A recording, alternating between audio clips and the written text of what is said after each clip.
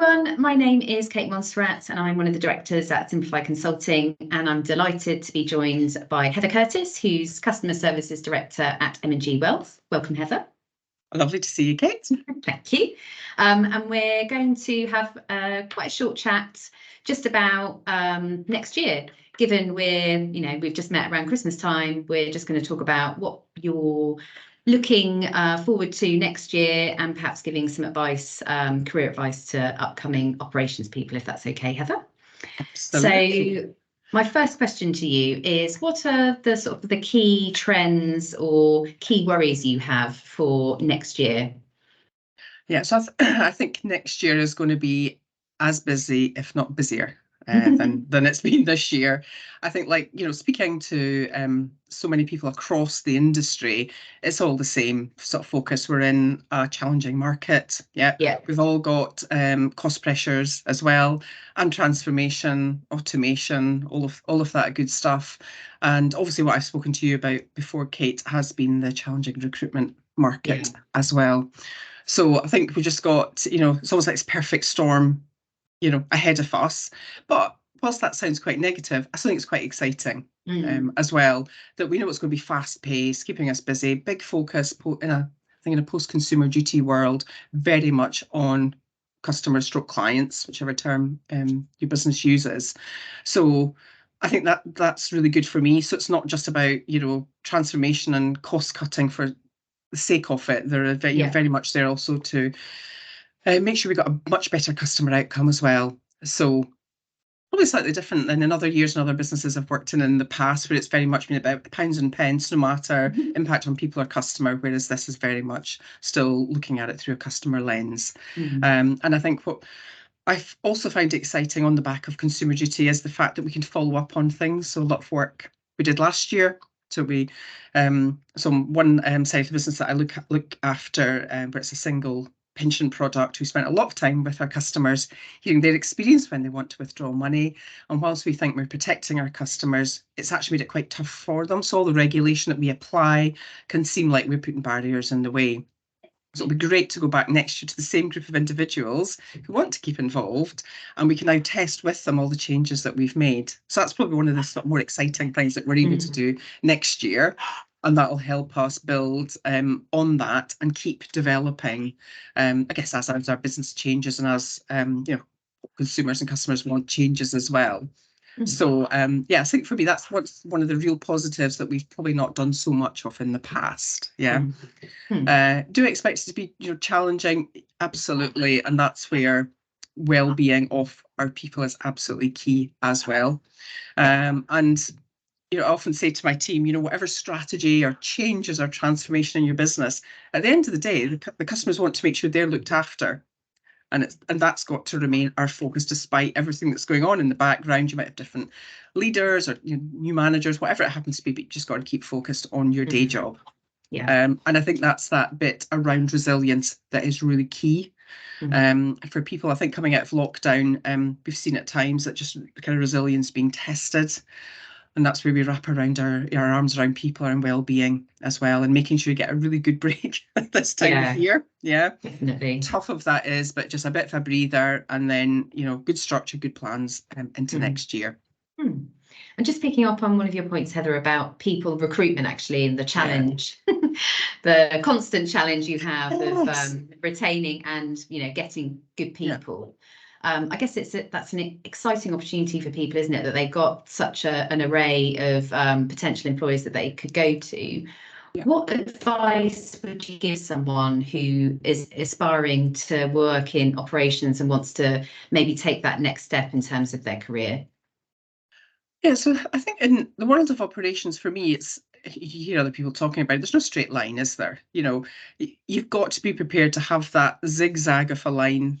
Not everything is going to be one step forward. You might have to do to the side and sometimes slightly back, but then that will propel you forward. So I think is it Richard Branson? I think he's the one that said, basically, I'll say yes and then work out how to do it afterwards. I think there's a bit of that.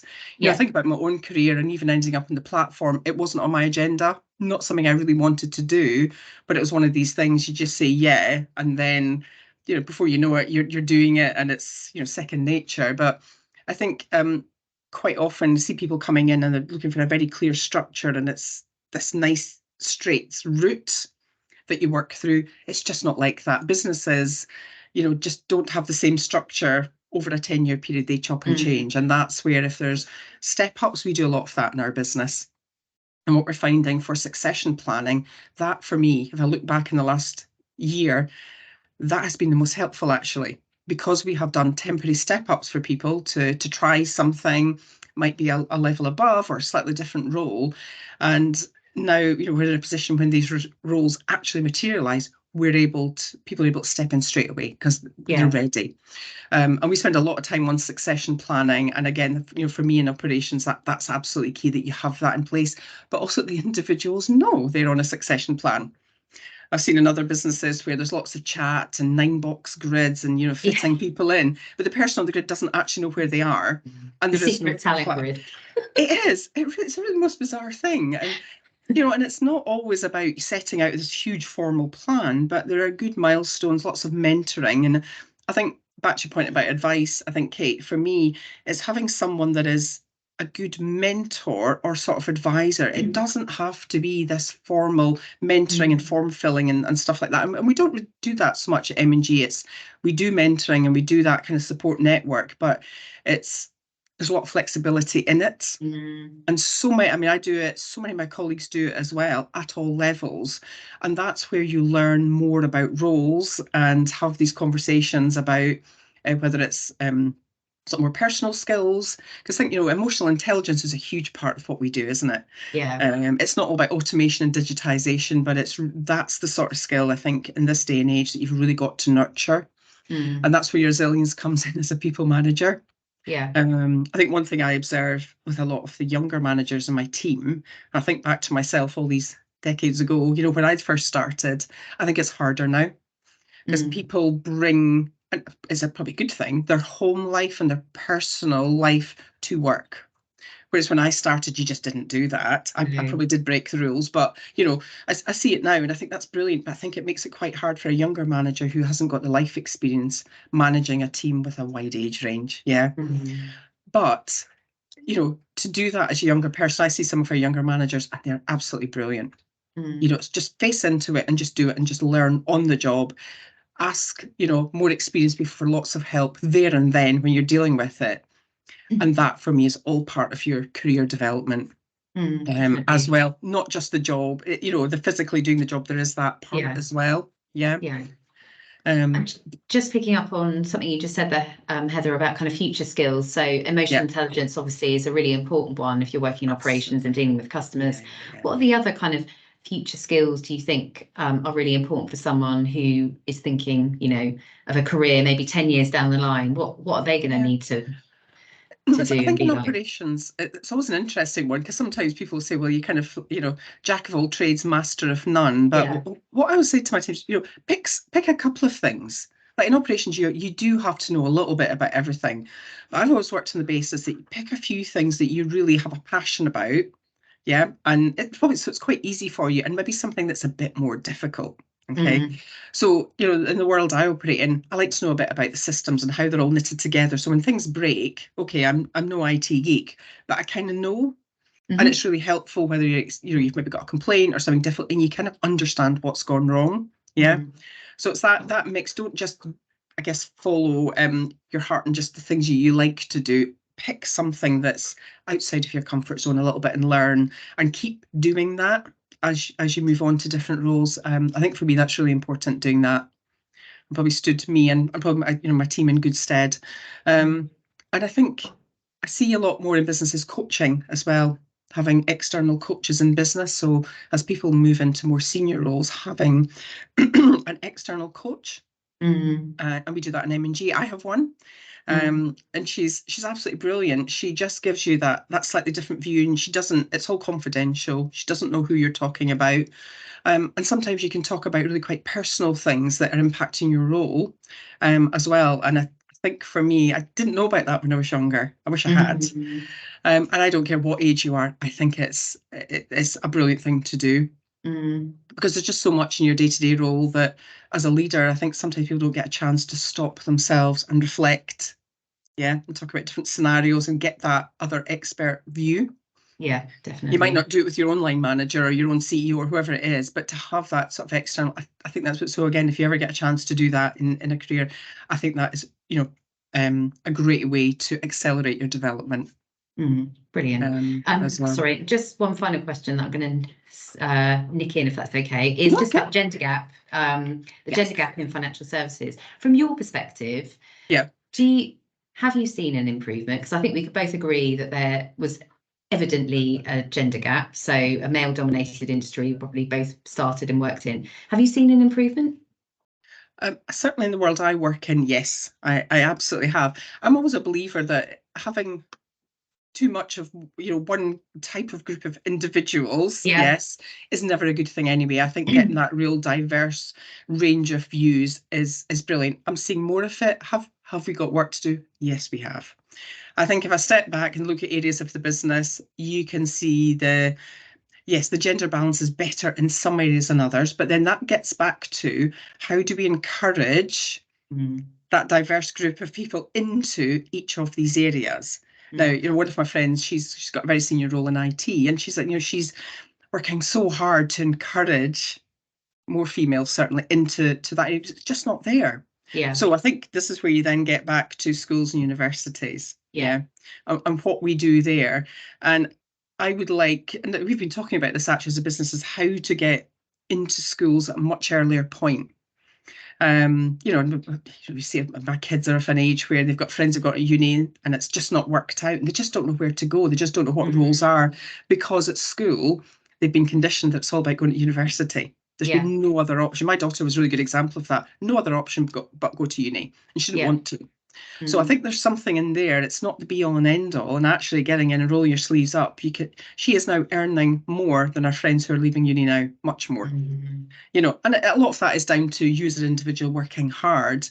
But I feel there's much more to do there to bring to life roles that are, so, contact centre is a really good example. We struggle. A lot of friends and other businesses exactly the same, because 20-somethings don't want to come in and answer the phone, right? So the challenge is, how do we make that more exciting and very clear that it's, for the majority of people, a role that's your foundation, isn't it? Yeah, entry level, isn't it? Yeah, entry, good foundation. It's like I started in a bank, and I used to stand there and count cash and all that lovely stuff. That was my starting point. So it's kind of similar, but making it really clear that there's lots of options. Your 10 years, maybe only about 18 months now. Used to be 3-4 years. So how do we as a business then set out the different paths? And they are multiple. Yeah. Yeah. Definitely. But I don't think sitting in school or uni, you might actually see that. I think it's things like, talk about project management, become a BA, go and work in IT, operations and customer service. What is that? Yeah, definitely. We did a little bit of work actually as part of our white paper a couple of years ago, and the preconceptions around what a job involves in financial services is really interesting. So a lot of the girls had preconceptions that it was male banking. They just wanted to show off. They don't want to work in that kind of environment. So it'd be great to demonstrate to loads of schools, loads of educational places, that actually the industry has changed and is changing, and they can help. They can be a part of the change as well. So exactly. And I think also there is the kind of sort of 55 plus. Now, we know a lot of people through COVID, pension drawdown and left early. But I have if I think about, probably 4 people spring to mind that they're amazing. They're 55 plus, I'll put it that way. And in terms of their relationship with their customers and dealing with, really sensitive areas, bereavements, things like that, they are just amazing. And, a couple of them, the feedback, it's every week, the feedback from customers is overwhelming, because they've got that empathy and just the right style and life experience as well. So I think there's something there. And, and we as businesses can be flexible. I think most companies have got flexible working. We do key time, so it's half days, part days. I think there's got to be an awful lot more of that, and get the right people to do the right role than terrifying a 20-year-old who's got to, answer the phone to someone who's lost a relative. I mean, that's hard, isn't it? Definitely. And train, you can do all the training, but it's not a script. It's got to kind of come from within, hasn't it? So that's the other kind of age as well. But again, financial services are not great at advertising that or encouraging it. And how do you access that world as well? So I think there's the whole skills and the sort of labour market is just changing. And I think even in terms of the phone roles, you know, when I look back, there were admin, answer the phone, change my address, type, done. Whereas now a lot of it's self-serve. Actually, the questions are about, I've logged in, oh, this isn't working, got an error message. So are the roles more, you know, sort of product genius type roles? Yeah. That kind of thing. So I think we're looking at more of a mixture now. It's not one size fits all, I think, these days. Definitely. I think, well, it's going to be really interesting, isn't it, to see how this all plays out over the next few years, especially with AI and all other amazing technology tools that are going to be implemented. So thank you, Heather, so much for your time. Lovely to chat to you as always. Thank you for your time, and thank you everyone for joining us. Yes. See you soon. Thanks, Kate.